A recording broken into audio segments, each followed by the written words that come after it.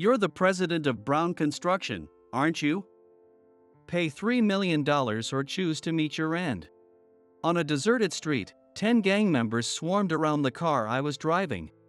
In the back seat, Mr. Brown, the president of Brown Construction, was trembling in fear. There's no way I can pay $3 million. I'm only the president in name. My wife handles all the finances. Oh, I see. So you really want to die that badly? Fine, I'll grant your wish. Gang members began pounding on the car doors. As they started hitting the driver's side window, my patience snapped, and I called out to them through the glass. Hey, rookie! Don't you know who I am? I glared at one of the gang members, exuding intimidation. Hearing my voice, a man who seemed to be giving them orders walked around the car and peered into the driver's side window. Oh, it's you, Kyle. What are you doing here? Don't what are you doing here, me, David? Still not walking the straight path, huh? Is this some kind of order from your boss? David and I went to middle school together, so you could say we're childhood friends. When he saw me, he looked extremely uncomfortable. My name is Kyle. I'm 40 years old. I work as a chauffeur for the president of Brown Construction. My mornings start early. I get up at 5 a.m., take about an hour to get ready, and head to the parking lot where the car is stored. The black luxury car is always spotless. I brush off any dust before getting into the driver's seat. My first destination is the Brown family's residence. Brown Construction is the largest construction company in the region. Just recently, the previous president passed away, and the current president, Mr. Brown, who was his son-in-law, took over. Right as he became the new president, the company started working on urban development near the train station, involving the construction of a high-rise condominium.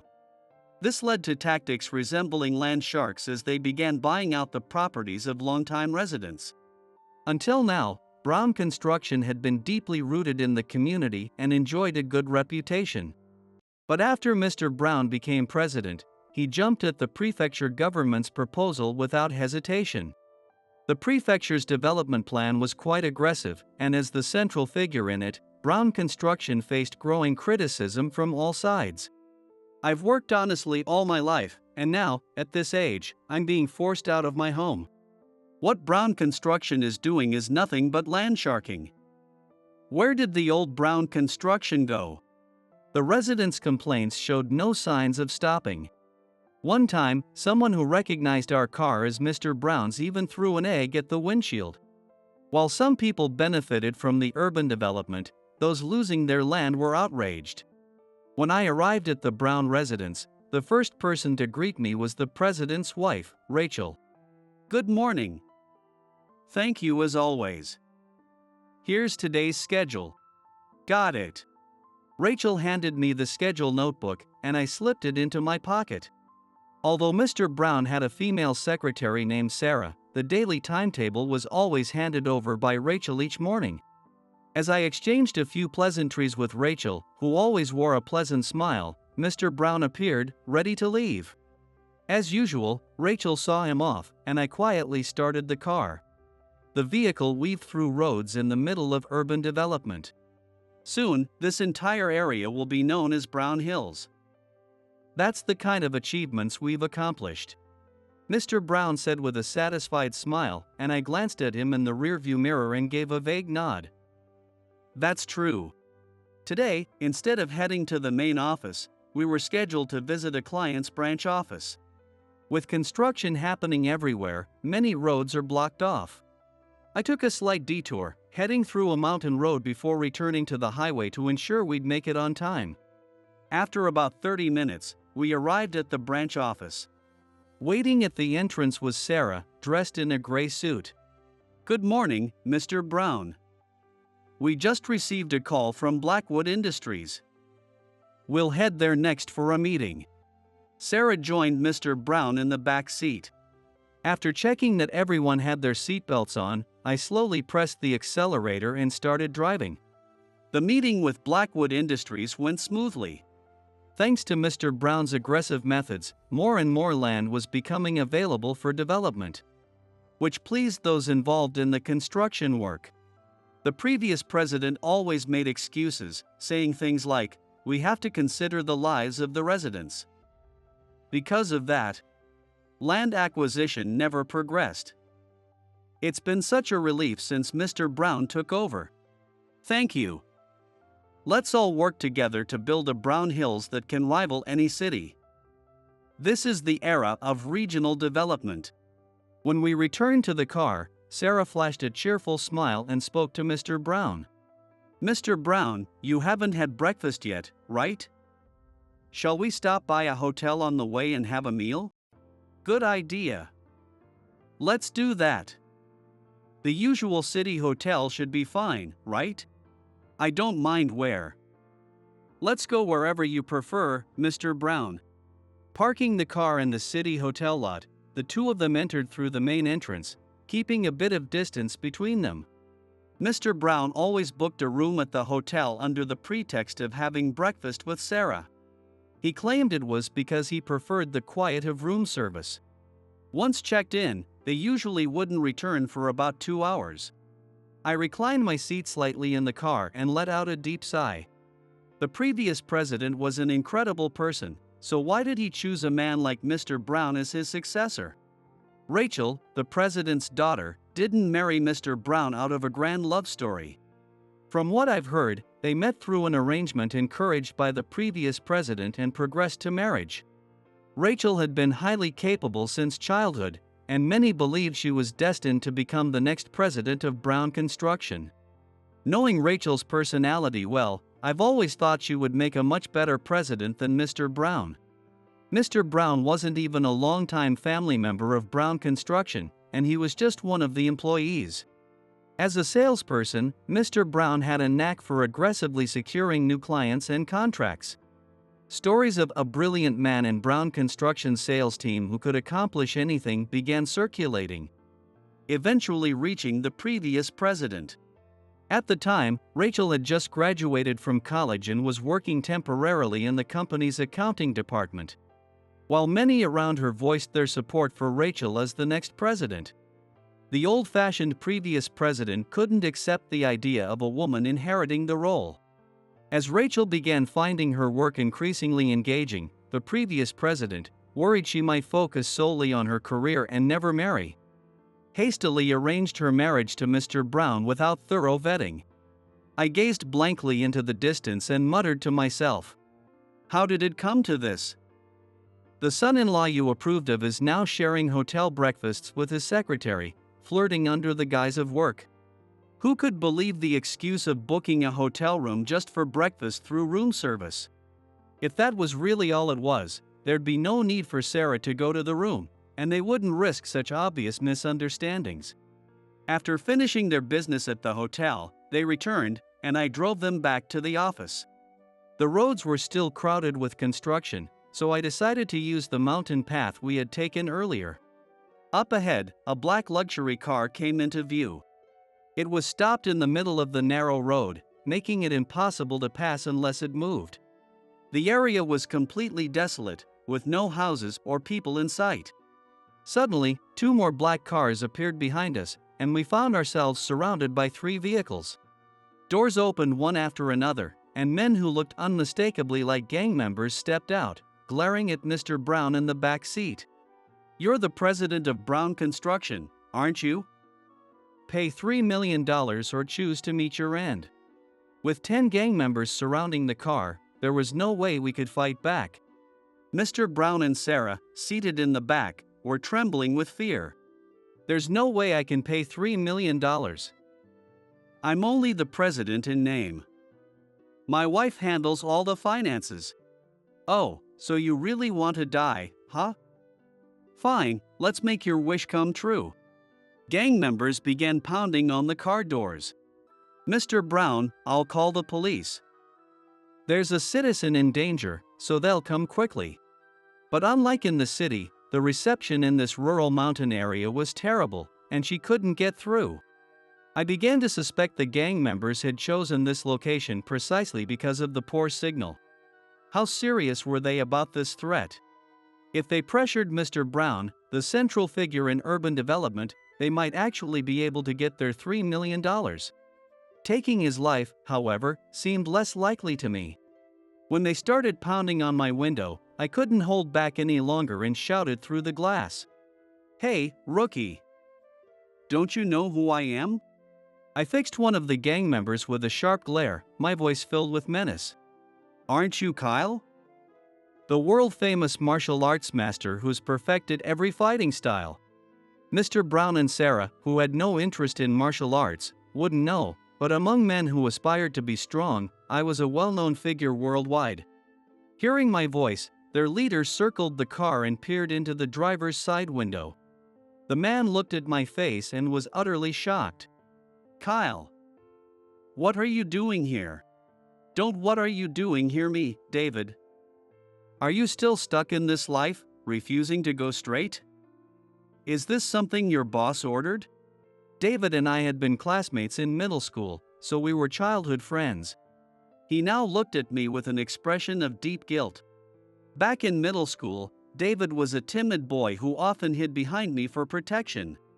At the very least, as long as he stayed near me, nobody dared lay a hand on him. I was a pretty exceptional student back in middle school, well regarded by the teachers.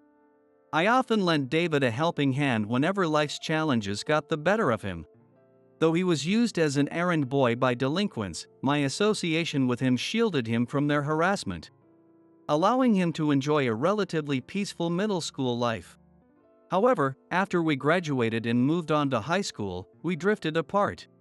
I went to the top high school in the county, while David barely managed to get into a backup school, which he dropped out of within 3 months.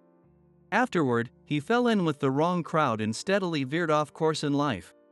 Still, on the rare occasions we met, he would lower his head and thank me with a calm expression, saying he hadn't forgotten the help I'd given him back in middle school. Now, recognizing me as the driver, David barked orders at the young underlings. "Guys, we're leaving. This isn't someone we can mess with." "What do you mean?"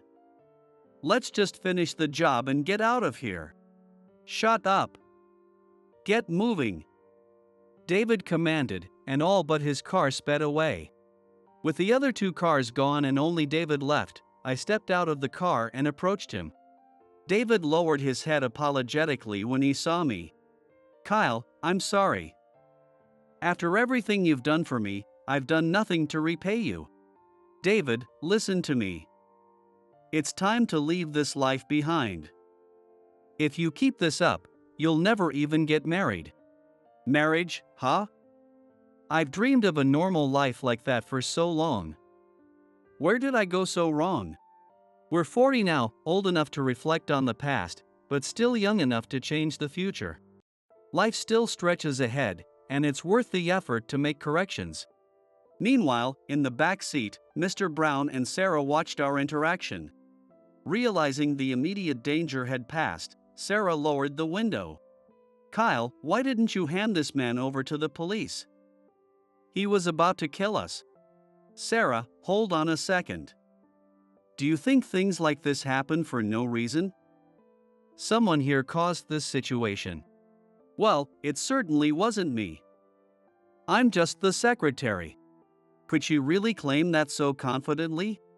As Mr. Brown's driver, I'd been privy to countless conversations between him and Sarah. To them, I was nothing more than an invisible presence in the front seat. But I had always done my job with precision and attention to detail. At first glance, this attack appeared to target Mr. Brown, but the reality was surprisingly different. I turned to David and asked quietly, "David, who was your target? Mr. Brown, the secretary, or the driver?" To be honest, I was pretending to go after Mr. Brown, but my real aim was to send the secretary to the other side. Sarah's eyes widened in terror. Even I couldn't hide my shock at David's confession. At first glance, Sarah seemed like just another employee at Brown Construction. But the truth was, she had a much more complicated background. In the first place, Sarah was just Mr. Brown's mistress. But when he became president, she was promoted to a secretary. Her family was relatively well off and owned a large piece of land near the train station. She wasn't quite the princess that Rachel was, but she'd grown up in comfort, never having to worry about money.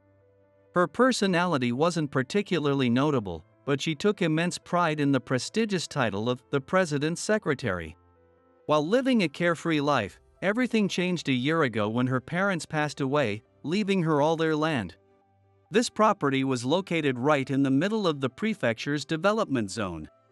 Sarah's parents had been staunchly opposed to the forced buyouts by land developers.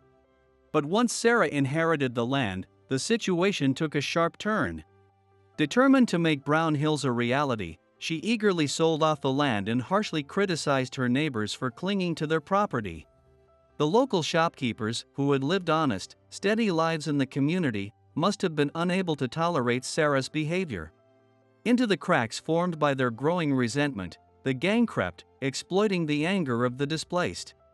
One particularly discontented individual made a deal with the devil, proposing a plan to the gang.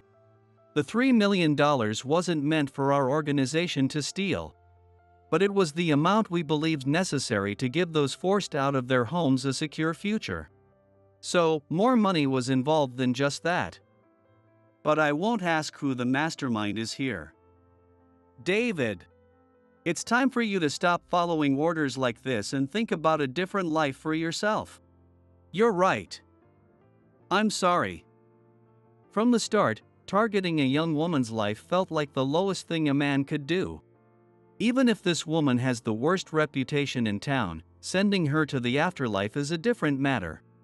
With that, I managed to reach an understanding with David and saved Sarah's life. Still, I couldn't help but worry about what awaited David when he returned to his organization empty-handed. Sensing my concern, David flashed me a reassuring smile. Don't worry. Those young guys were all people I gathered on my own, not official members of the gang. And this issue with the woman, I took it on as a personal matter. But from now on, I'll seriously consider how I want to live my life. Thank you. With that, David returned to his car and drove away quietly. I watched his car disappear into the distance and muttered under my breath, "Good luck." Returning to the driver's seat, I glanced at the two in the back. Sarah was visibly shaken by the realization that she'd been the target. Clinging to Mr. Brown, she trembled uncontrollably. I can't take this anymore. I'm too scared to even leave the house now. Well, those gang members might come to your house as well.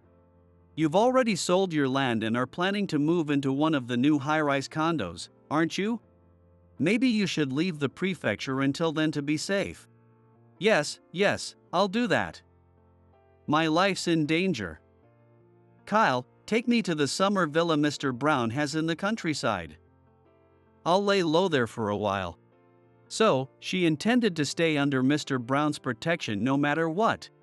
I let out a small laugh and took my hands off the steering wheel. What do you think Rachel will say about this? Why should the company president's secretary be hidden away at her husband's private villa? If I inform her, I'm sure she won't be pleased. You don't need to tell her. She never uses it anyway.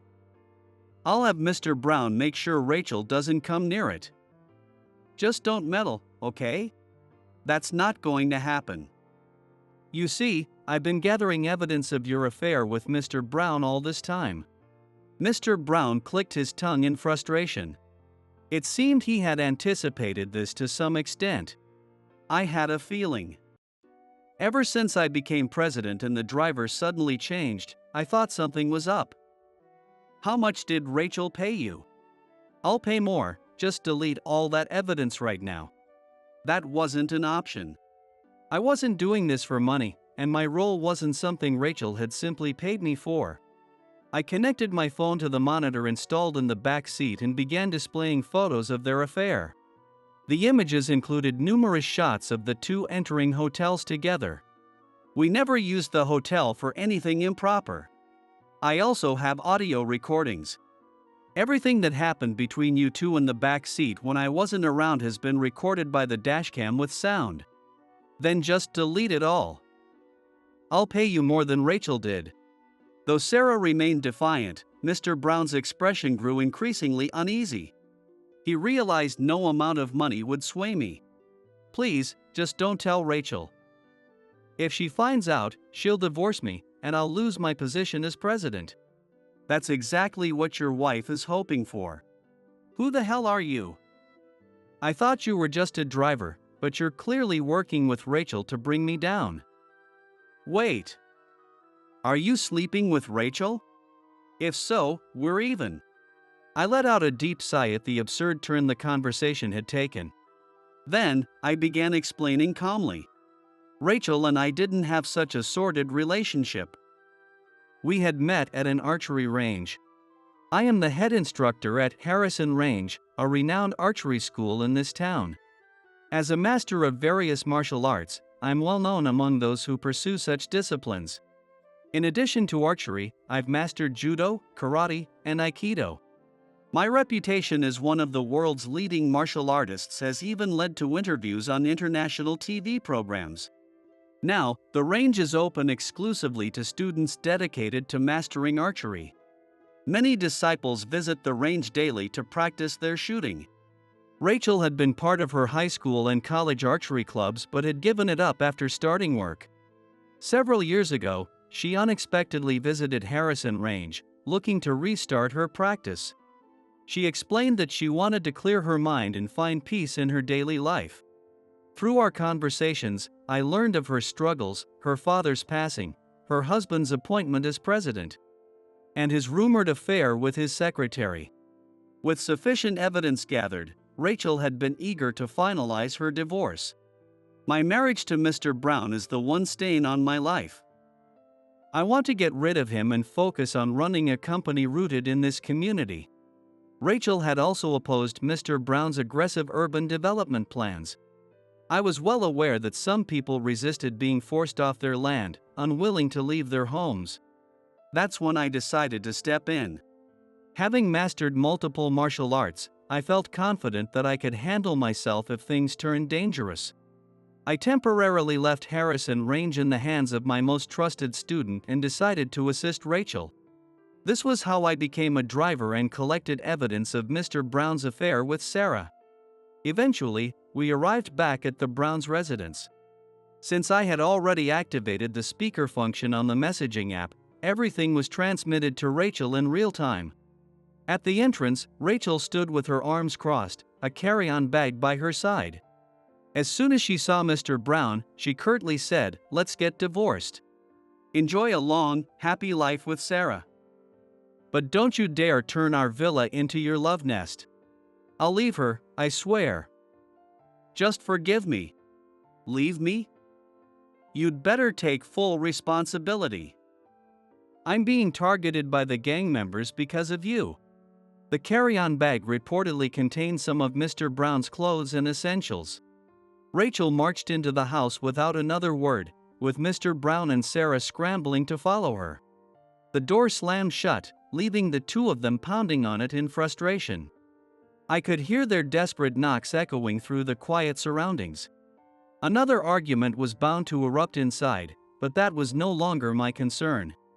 With my mission complete, I returned to the car and drove home to the range attached to my house. After a long time, I changed into my training uniform and stepped into the range. Having dealt with so many corrupt hearts, I felt my own soul risk being tainted. Sitting cross-legged in front of the serene garden, I began meditating. Slowly, all the filth I had encountered seemed to dissipate. When I finished, I cleaned the range with a rag and felt a refreshing sense of clarity for the first time in a while. Just then, Rachel appeared, dressed in her training uniform. She stood before me and bowed deeply. "Thank you for everything. I can finally put an end to all of this. What are your plans for the future of the land development project? We're withdrawing for now. Who would want to live in a high-rise condo built on the sorrow of those forced to leave their homes?" Considering the gang's involvement, it was possible that further troubles could arise. Other developers might step in to continue the project. But given that Brown Construction was the largest company in the prefecture, The upper echelons of the development team would surely be scrambling for solutions. It would be interesting to see how Rachel would navigate those challenges. With Brown Construction's withdrawal, the urban development plans had to be significantly scaled back. The high-rise condo project was scrapped entirely. Instead, the company decided to invest in renovating the local shopping district, supporting the long-standing businesses in the area.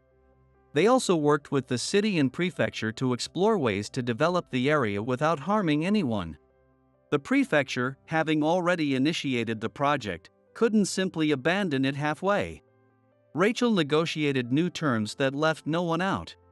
The revised plan involved preserving the ground floor shops of all buildings while constructing 6-story structures above them, creating a compromise. The remaining residents no longer had to fear being displaced. The new structures, with modern amenities and lower utility costs, helped attract customers rather than drive them away. Revitalizing a town is a complicated matter. Similar problems have occurred all over Japan and will continue to arise in the future. Why does it seem like creating a beautiful city always requires someone's sacrifice? In this case, the root of the problem was the lack of thorough discussions between the residents and developers until both sides were satisfied. Now, as the new president of Brown Construction, Rachel worked hard to balance the demands of her role. When she needed to clear her mind, she would come to Harrison Range. I dedicated myself to helping Rachel find peace of mind amidst her struggles. Meanwhile, David left the gang and joined my range as a student. Strengthening both the mind and body is always a good thing. I believe that as David trains alongside the other students in archery, he will eventually find a new path in life. As for Mr. Brown, abandoned by Sarah, his fall from grace was swift. Stripped of his position as president, Mr. Brown found himself completely alone and unemployed. Attempts to find a new job proved futile. His infamous reputation as the former son-in-law of Brown Construction preceded him throughout the region, and no one was willing to hire him. No influential figures came forward to support him. In the end, Mr. Brown left the area and disappeared, his whereabouts unknown. Sarah, accused of seducing Mr. Brown into misconduct as the company's president, found herself in a tough position as well. Not suited for the role of a president's secretary, she was promptly dismissed when Rachel took over as president. Attempts to secure work at other companies failed as word spread about her past affair with Mr. Brown. Ultimately, Sarah began working at a club, but her notoriety made her a target for ridicule from customers. Not naturally inclined toward hospitality, she became increasingly depressed. Eventually, she stopped leaving her apartment and quietly quit the club. Unable to take care of herself, she was taken in by distant relatives living away from home, where she reportedly continues to live in a fragile state. Meanwhile, I continue to train my students and hone my skills in the various martial arts I've mastered. Over time, Rachel has become a constant presence by my side. Despite her rise in reputation due to the successful development plan revisions, she remains humble. Recently, she stepped down as president, passing the role to her cousin, and now spends her days regularly attending the range. Our discussions have increasingly turned to the management of the range, and I often seek her advice. Together, we have grown beyond a teacher-student relationship, becoming indispensable to one another.